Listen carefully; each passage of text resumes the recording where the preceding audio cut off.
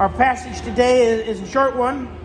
We are in Mark. We're walking through Mark, and we're going to be looking at Mark chapter 1, verses 12 through 13. And though it is a short passage, it is not an easy passage. Right? And so we are going to talk about some complicated things. So let's look at it.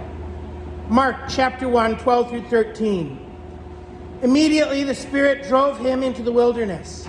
And he was there in the wilderness 40 days, tempted by Satan, and was with the wild beast, and the angels ministered to him. So this is the temptation of Christ as Mark presents it.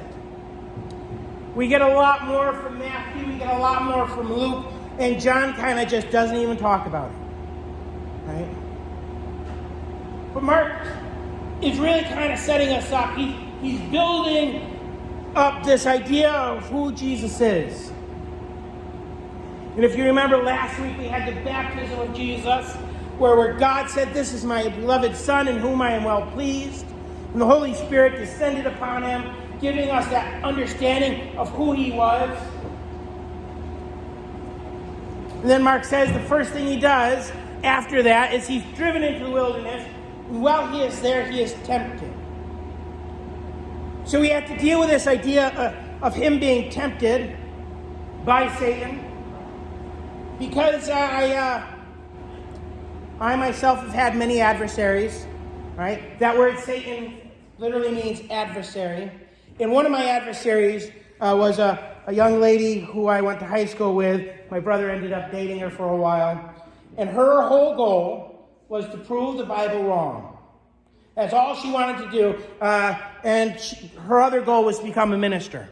And I never understood how you didn't believe the Bible yet wanted to be a minister. Right? But she was always coming up to me and saying, "Look, there's a contradiction with this idea. There's a contradiction there. There's a contradiction." And so I have to point out what she would point out to you guys. Because somebody might say this to you someday. And you have to be ready with an answer to be like, "Oh no, it's not a contradiction." Right? God knows what he's talking about. God understands what he's saying. Right? And so the contradiction here goes like this. We believe Jesus Christ to be God. Jesus claims to be God. God affirms that he's God. And so we have to balance Jesus being tempted, Jesus being God, and passage in James chapter 1. Right? James chapter 1 verses 13 through 15 says, "Let no one say when he is tempted, 'I am tempted by God.' For God cannot be tempted by evil, nor does he himself tempt anyone. But each one is tempted when he is drawn away by his own desires and enticed. Then when desire has conceived, it gives birth to sin, and sin, when it is full grown, brings forth death." So we have James chapter 1 that says God cannot be tempted. We have Mark chapter 1 saying that Jesus was tempted. And so there's that, look, it's a contradiction. If Jesus is God, Jesus can't be tempted. How do you explain that? Well, it's simple. Jesus was tempted. Jesus is God. Jesus was set aside the parts of God. Okay, it's not as simple as I'd like to say it is it? Right? But I want us to know a couple of things. Jesus needed to be tempted. He had to be tempted so that he could be like you and I, as it says in Hebrews, "For we do not have a high priest who cannot sympathize with our weakness, but was in all points tempted as we were, yet without sin." Right? Jesus had to be tempted so that we could understand that, yes, there was an answer other than giving in to our temptations. He had to be tempted so that he could say, "Look, it can be done." Right? He had to be tempted because he became man. And we have to understand that Jesus had become fully man. And for a time period, during those years he was walking on the earth, he had veiled himself of the divine attributes. Okay? Philippians chapter 2, and I have this in the bulletins for you, is the kenosis passage. It's the passage that means the emptying, right? It says, who, being in the form of God, thought it not robbery to be equal with God, but made himself of no reputation. That means he kind of put off everything, right? He put off his omnipotence, his omnipresence, his omniscience, right? And he became like as of a man, and took upon him the form of a servant that was made in the likeness of men, and being found in fashion as a man, he humbled himself and became obedient unto death, even the death of the cross. Right? Jesus, while he was walking in the earthly ministry, was able to be just as human beings were. Right? Because we know Jesus, when he was as a human being, was not everywhere. His consciousness was not at all points, at all times, that we call the omnipresence of God. But yet we recognize God the Father is omnipresent. Right? We also have to note that Jesus did not know everything when he walked on the face of the earth. In Luke, it says, and Jesus increased in wisdom and stature and in favor with God and men. Right? He doesn't need to increase in wisdom if he knows everything. If he knows everything, he's already there. In Matthew 24:36, Jesus says, but of the day and hour knoweth no man, no, not the angels of heaven, but my Father only. See, Jesus had limited his knowledge. Right? And so we have to understand that if Jesus can limit his omnipresence, he can limit his omniscience, he can allow himself to be tempted. Okay? Is that all right? Can we accept that? That he can avail himself of that portion of the Godhead. Okay? He took on every aspect of a man. So, why? Right? Isn't that the question that we all have? Well, why? Why would he do that? So that we could relate to him. So that he could relate to us. Right? So that he wasn't so foreign that we had no concept of who he was. I was teaching my students this week, and I stopped at a moment.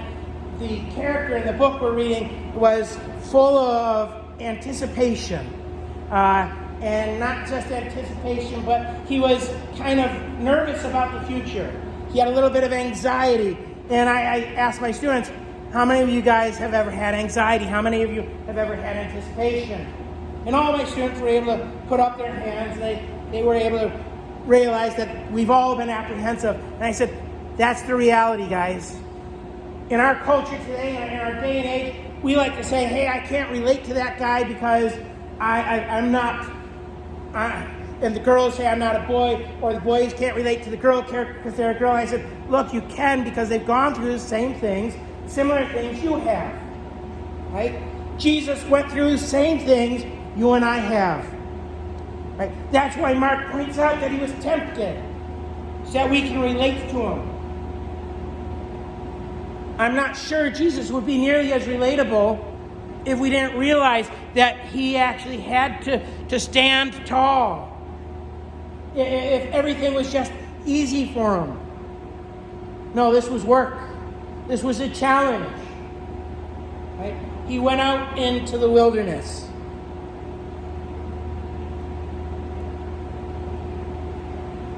That idea of wilderness is important. That's the idea of being out in the place of struggle, the place where work happens. Right? It helps us to relate Jesus to Israel, who also spent 40 years in the wilderness. It helps us to relate Jesus to Abraham, who spent time in the wilderness. And it helps us to relate to him because we have spent time in the wilderness of sin. We have spent time where we have been alone. We have spent time where we've had to struggle. And we have been in a wilderness. And so we can relate to Christ because he was in the wilderness and he was tempted there. And Mark doesn't give us a whole lot of details on that. He doesn't give us a whole lot of details, but he says a couple of things. He was tempted by Satan and he was with the wild beasts. And then the angels ministered to him. want to first look at this idea of he was with the wild beasts. Why does he use that detail? Well, the reality is because he wanted us to understand that Jesus was alone, right? He wasn't with other people. He didn't have other people to communicate with, to talk with. He was alone with the wild beasts. He was on his own when he was tempted. There's some reality that in our lives, there are many things that we have to do alone. Many things where even when we are with other people, we're alone. We have decisions we have to make, things we have to do that are ours to do. I love my wife, and I'm with her most of the time when I'm not at school. We're always together, kind of a thing. You know, she goes to the store, I go to the store. She goes to the 4-H meeting with the kids, I go to the 4-H meeting with the kids. But there are things, even when we're together, that she's got to deal with on her own, that I can't deal with for her. And there are things that I have to deal with that she can't deal with for me. Right?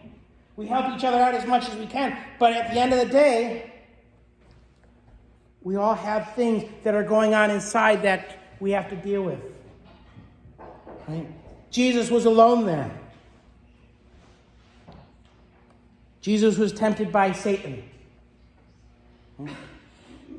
Again, I said that word Satan. That word Satan means adversary. I want you to realize something. There is an adversary. You and I have an adversary. Right? This is something that is quite common throughout all of Scripture, that there is an adversary.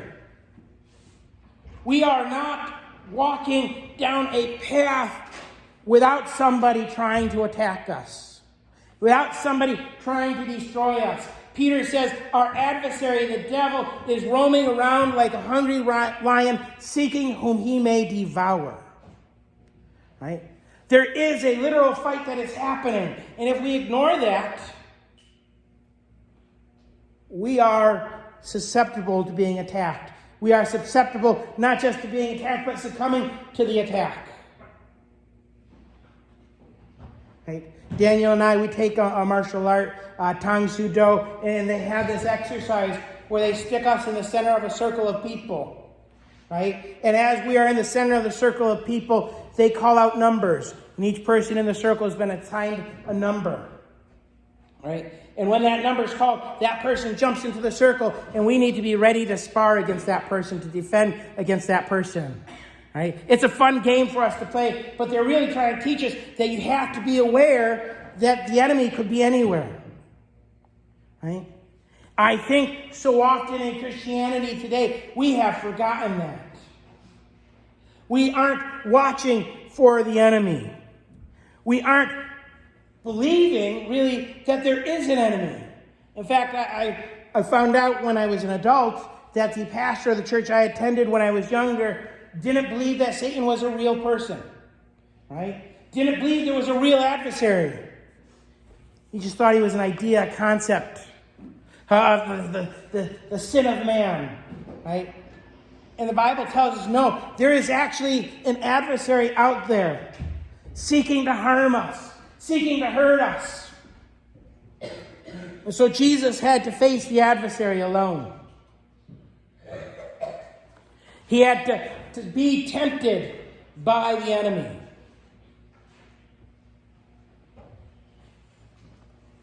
And then it says in Mark, and the angels ministered to him.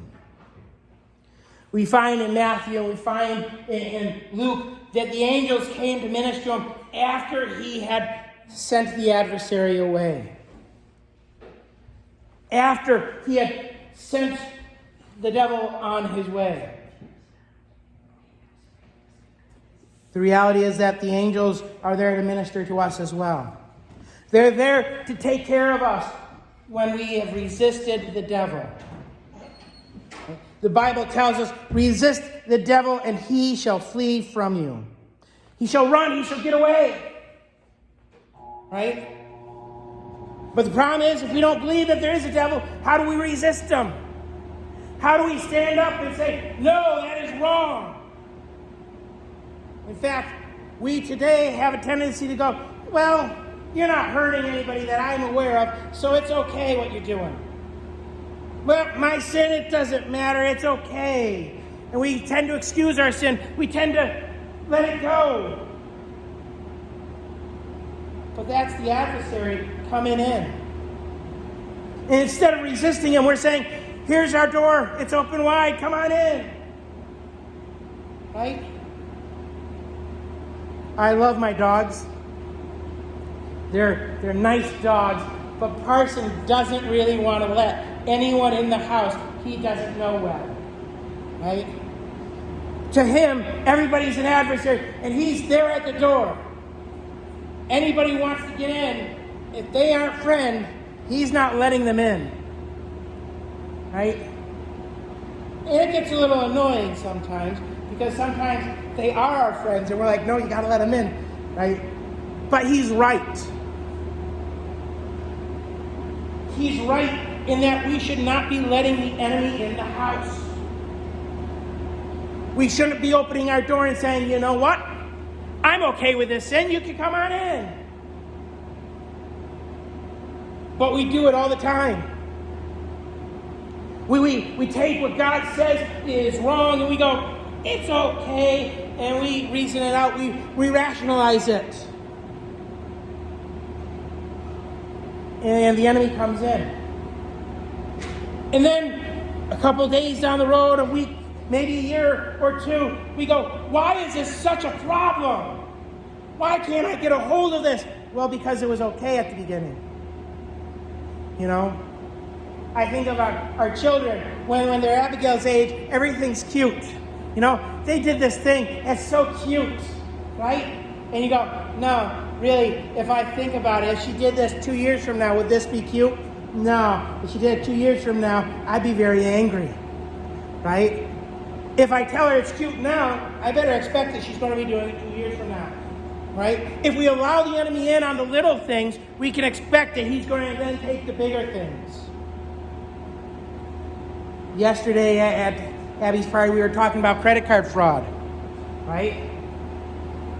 Credit card fraud. The guys who steal your credit cards, they start out with a little thing, and then they buy the big things, right? If you don't catch the little things, it's harder to catch the big things. The devil wants to attack you. He wants to tempt you. He wants to tear you down.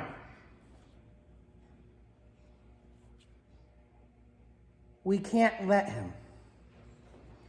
And so we need to realize that Jesus was tempted too. He was there, and the devil tried to get him to fall. But Jesus stood up and he resisted the devil. The devil fled from him, and when he did, the angels came and ministered to him. We need to be ready for the angels to come minister to us. We need to realize that there is a step beyond. When we shut the door, things are going to be okay. When we say, no, you're not welcome in this house, it'll be okay. When we turn to our sin and say, it's not all right, get it out. God will send his ministers to comfort you, to take care of you, to help you. And so part of the temptation of Christ was for you and me, so that we could see that Christ went through it too, so that we could stand in those days when we are tempted, so that we may withstand temptation as well. But there's another reason for the temptation of Christ, and another reason why Mark has it here, right? The temptation of Christ isn't just because Jesus is showing us the example. It's also because Jesus is coming and he's really kind of starting his ministry. Right? I told you, Luke said that his ministry began right after the baptism. And Luke says that, and then Luke takes us into the temptation, which tells us that the temptation of Christ is the beginning of his ministry. Right? And you go, well, how is this the beginning of his ministry? Well, it was him coming and throwing down the gauntlet, saying, all right, it's it. Your days are numbered. The kingdom of Satan days are coming to an end. Because when we see, and we're going to see this in a little bit, that Jesus, when he started preaching, said the kingdom of heaven is at hand. It's right here, it's right near. See, Jesus didn't just come to teach us how to love. He didn't just come to teach us how to be nice people. He came to establish the kingdom of God. And in order to do that, he had to overthrow the kingdom that was there. He had to cast out the kingdom of Satan. And so here he is, throwing down the gauntlet, beginning his ministry that will end on the cross. Right? Where he has the final victory. And so Jesus threw down the gauntlet. Let me ask you a question. Have you thrown down the gauntlet to the sin in your life? Have you said, devil, no more. Get out. Because Christ is cleaning this house. Christ is here and his kingdom is being established. And he is not going to tolerate you no more. Or have you said, you know what? I'm okay with my sin. I'm comfortable this way. I'm just going to live this way. We need to throw down the gauntlet, just like Christ did. We need to stand up in the face of temptation. We need to resist it.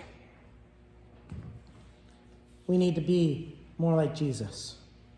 Will you bow with me in prayer?